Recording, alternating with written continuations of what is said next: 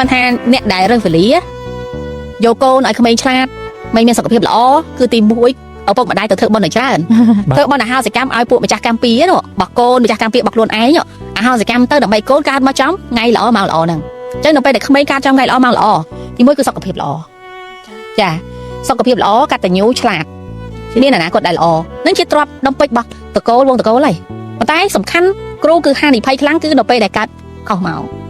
កហើយកើតខុសមកជួនកាលតែ5នាទីខុសក៏ខុសដែរ1នាទីក៏ខុសដែរចា1នាទី2នាទីក៏ខុសដែរតែមិនមែនបានន័យថាវា strict ដល់ហ្នឹងទេគឺអ្វីដែលខ្ញុំនិយាយគឺអាក្នុងកំឡុងពេលដែលចែកយាមអញ្ចឹងខ្ញុំឧទាហរណ៍ថានៅក្នុងម៉ោង11ទៅម៉ោង1ហើយនឹងពីម៉ោង9ដល់ម៉ោង11ឃើញខុសគ្នាបាទ9ទៅម៉ោង11គឺម៉ោងកលចាឬក៏ម៉ោងបសាញ់9ព្រឹកគឺម៉ោងបសាញ់តែនៅពេលពីម៉ោង11ទៅដល់ម៉ោង1គឺម៉ោង7អញ្ចឹងអានេះអា8:59នេះតែនាឡិកាហ្នឹងវាត្រង់ណាស់ហ្នឹងអត់ហ្នឹងអញ្ចឹងហើយតែថ្ងៃហ្នឹងនេះខែដីវើវាកំណត់ថា0ដែលយើងកើតវាចែកនៅក្នុងម៉ោងណាកើតនៅក្នុងម៉ោង11គត់ចែកឬម៉ោង11 10នាទីឬមួយក៏ម៉ោង8:59ឬ8:58អញ្ចឹងវេលាភាគច្រើនគេមិនដាក់ឲ្យយកគៀកហ្នឹងទេគេឲ្យលើស1ម៉ោងបាទអញ្ចឹងលើស1ម៉ោងខ្ញុំឧទាហរណ៍ថាពីម៉ោង9ទៅម៉ោង11អញ្ចឹងកុំកើតអាចចន្លោះ9 10នាទី5 10នាទីគឺអត់ទេព្រោះ time zone របស់កន្លែងមួយខុសគ្នាយើងរើសម៉ោងដែល safe ម៉ោង safe គឺបូក1ម៉ោងហើយចាចាទៅមិនឲ្យកូននឹងដកដង្ហើមមកបូក1ម៉ោងហើយអាហ្នឹងយើងសុវត្ថិភាពចាអ្នកអូនអញ្ចឹងនៅប្រទេសជឿនលឿនដូចជាសិង្ហបុរីអញ្ចឹងសេវាកម្មក្នុងការរកថ្ងៃកូនកើតហ្នឹងមានថ្លៃខ្លាំងហើយមានច្រើនអ្នកគ្រូមានច្រើនថ្លៃខ្លាំងចាខ្មែរយើងឥឡូវក៏ចាប់ដើមបងប្អូនគាត់ទទួលថាបច្ចុប្បន្នសំខាន់គឺតគ្នាបានផលមួយហើយបានផលមួយតគ្នាចាតគ្នាពីច្រើនខ្ញុំអត់សូវប្រម៉ូទរឿងហ្នឹងឯងព្រោះទី1កាលណាអាហ្នឹងវា popular ពេកវាមានអ្នក fake ច្រើនអញ្ចឹងគ្រោះថ្នាក់វិញអញ្ចឹងថារើសវេលាខ្ញុំជួបច្រើនណាឬរើសវេលាឲ្យទៅមើលមកឃើញអាយុខ្លីអាហ្នឹងគឺមកពីអីទី1ការដែលចេះក្បួននឹងអត់ទាន់ច្បាស់គាត់ទៅហ៊ាននៅក្នុងការរើសវេលាវះកូនអាហ្នឹងហើយដែលធ្វើឲ្យមានបញ្ហាហើយមានបញ្ហានឹងមួយគឺវារៀបដើរទាំងអស់ដល់អ្នកពិតប្រាកដគេវាយប្រហានឹងអញ្ចឹងចាំបានថាអ្នកមិនចេះពិតប្រាកដអត់គួរមិនគួរទេបាបធ្ងន់ហើយសម្បីតែបើខ្ញុំទទួលក៏វាហានិភ័យសម្រាប់ខ្ញុំដូចគ្នាខ្លួនឯងក៏ត្រូវចាយើងទៅធ្វើបន់ច្រើនព្រោះហ្នឹងវាជាការកាយវាសនាការផលិតមនុស្សកាយវាសនាប៉ុន្តែដូចអ្នកគ្រូថាអញ្ចឹងតកូលអភិជនគេអ្នកមានលទ្ធភាពគេប្រកាសជាចង់ឲ្យគ្រួសារគេកាន់តែចម្រើនទៀតណាខ្លះហ៊ានដល់ចំណាយតង់ថាទិញម៉ោងពេទ្យជាកញ្ចប់ហ្មងទិញនៅសិង្ហបុរីម៉ោងហ្នឹងឲ្យតកាត់ម៉ោងហ្នឹងមានអាំងប៉ាវថែមហ្មង stand by ចា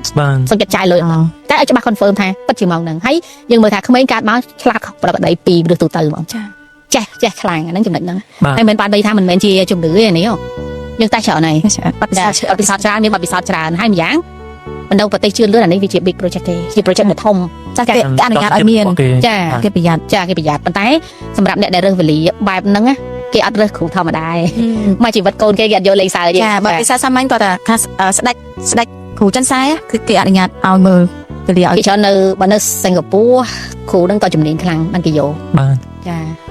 ក៏ចិត្ត booking មុនរាប់ខែក៏បានដែរចាចឹងអ្នកគ្រូឆ្ងល់ចូលវិញនេះយើងនិយាយពីការរើសវេលាសម្រាប់កូនយើងឲ្យមានអនាគតមានជីវិតល្អចុះចៃដន្យណានៅពេលដែលយើងកើតកូនបានកូនមកចម្លងចម្រើនល្អកតញ្ញូហើយកូនអ្នកគ្រាប់ភាគច្រើនមិនភាគច្រើនខ្លះចាស់ឪពុកម្ដាយក្រទេมันមានជីវភាពអីទេតែបើជាគាត់ធំឡើងខ្លាចជាមហាសេដ្ឋីក៏មានដែរដោយសារអីបើកើតដឹងវេលាល្អដោយសារបនគាត់ពិចិត្រមុនមកក៏ធម្មតាក្មេងនឹងមានបនវាសនាគឺកើតមិនរើសវេលាវះកូនកើតមកចំថ្ងៃល្អម៉ោងល្អរបស់គាត់នឹងមកគឺធ្វើឲ្យដំណើរជីវិតរបស់គាត់ល្អអញ្ចឹងគាត់ខ្លាចជាសេដ្ឋីចាកើតក្នុងតកូលអ្នកក្រប៉ុន្តែធំឡើងខ្លាចជាមហាសេដ្ឋីអាហ្នឹងគឺមកពីគាត់កើតនៅក្នុងថ្ងៃល្អវេលាល្អម៉ោងល្អហ្នឹងគឺធ្វើឲ្យ password ជីវិតរបស់គាត់ហ្នឹងដំណើរជីវិតរបស់គាត់ហ្នឹងឡើងចាគឺមើលអ្នកប្រាជ្ញពិភពលោកគេច្រើនកូនអ្នកក្រចាបាទអញ្ចឹងពីអឺរ៉ុបណាហើយបើសិនជាកូនអ្នកមានខ្លះហេតុអីកើតមកគាត់ឈឺចាការបើមិនតបានប្រហែលផងមហារាជណាការបើមិនតបានប្រហែលផងអាយុខ្លីអញ្ចឹងវាអត់សំខាន់មានឬក្រឯងសំខាន់ថ្ងៃដែលគាត់កើតកំណត់ថាគាត់អាយុវែងអាយុខ្លីមានសុខភាពល្អឬអត់កតញ្ញូឬអត់ស្ដាប់បង្គាប់ពុកម្ដាយអត់អញ្ចឹងក៏យើងមើលថ្ងៃខែដែលគាត់កើតយើងដឹងថាគាត់ពឹងកូនណាបានកូនទី1កតញ្ញូវាគាត់អត់កូនទី2កតញ្ញូគាត់អត់មិនកតញ្ញូគាត់នឹងក្រំទ្រូដោយសារកូនដែរអាហ្នឹងអញ្ចឹង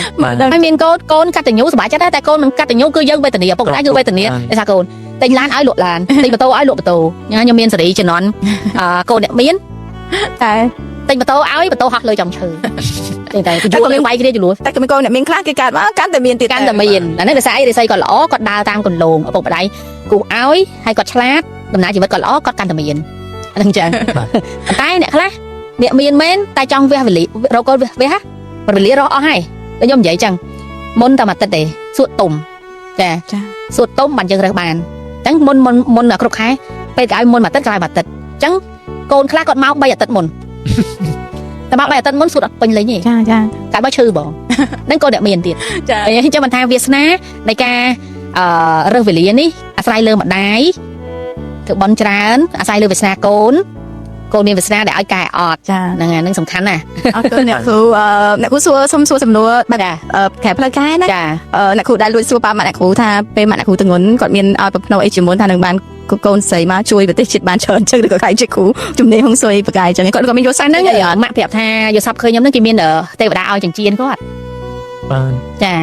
ហើយក៏តើឲ្យចិញ្ចៀនគឺកូនស្រីហ៎ ចាជាតំណាងកូនស្រី ឲ្យចិញ្ចៀនក៏សពឃើញ ពួកខ្មែរយើងភាគច្រើនហ្នឹងឯងយល់សັບមុនអញ្ចឹងដឹងថា ចា កូនភេទអីឬក៏កូននឹងចំណង ចា ចំណងក៏យ៉ាងម៉េចអូនអ្នកគ្រូសួរដែរអញ្ចឹង សួរដែរ កំណត់របស់អ្នកគ្រូចាអរគុណណាស់អ្នកគ្រូ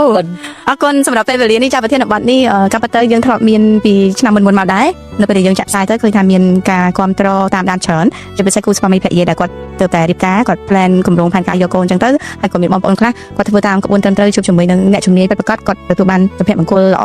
ចាសុខភាពល្អទាំងម៉ាក់ទាំងកូនទាំងប៉ាម៉ាក់ទាំងយាយតាអីគឺទទួលបានផលល្អទាំងអស់ក៏ប៉ុន្តែទន្ទឹមនឹងហ្នឹងចាក៏មានផលវិបាកដែរដែលគួរឲ្យសោកស្ដាយដែលកើតមានលើក្រុមគ្រួសារខ្លះគាត់ថាឬក៏មានការរិះគន់ពីមុនមកថាមិនគួរណាកូនកើតបែរជានាំគ្នាទៅជឿគ្រូហុងស៊ុយទេចាមានការលើកឡើងអញ្ចឹងក៏ប៉ុន្តែឥឡូវបង ខ្ញុំអត់ ស្ដាប់ហើយ ខ្ញុំសម្រាប់ខ្ញុំអត់តែខ្សែទេ ចាចា ហ្នឹងណាមកពីអីគាត់ប៉ះ ប៉ះអ្នកដែរ ប៉ះអ្នកដែលអត់ច្បាស់ អត់ច្បាស់ បាទ អញ្ចឹងតែប៉ះអត់ច្បាស់តែ4 5ដងគឺលេងមានជំនឿហើយ ចាចាអញ្ចឹងឲ្យអ្នកគ្រូជួយបកស្រាយកន្លែងហ្នឹងដែរ ចាហើយសម្រាប់បើខ្ញុំមុននឹងខ្ញុំនេះក៏ខ្ញុំមើលដែរថាយើងគួរអត់ ចា គួរជ្រើសឲ្យអត់ចាំបើថាអានេះគឺវាពាក់ព័ន្ធនឹង credit យើងណា ចាចា ចាខ្ញុំនិយាយតោះចុះកងតាជាមួយទៅខ្ញុំមើលឲ្យហ្នឹងអញ្ចឹង អូគេ ចា គឺសំខាន់ណាស់យើង ខាងណាព្រោះយើងអត់អាចយកគេឈ្មោះយើងទៅលេងសើចបែបហ្នឹងបានចា អរគុណអ្នកគ្រូម្ដងទៀតចាអរគុណប្រិយមិត្តទស្សនិកជនទាំងអស់គ្នាសម្រាប់ការតាមដានកម្មវិធីរបស់យើងនៅសប្តាហ៍នេះ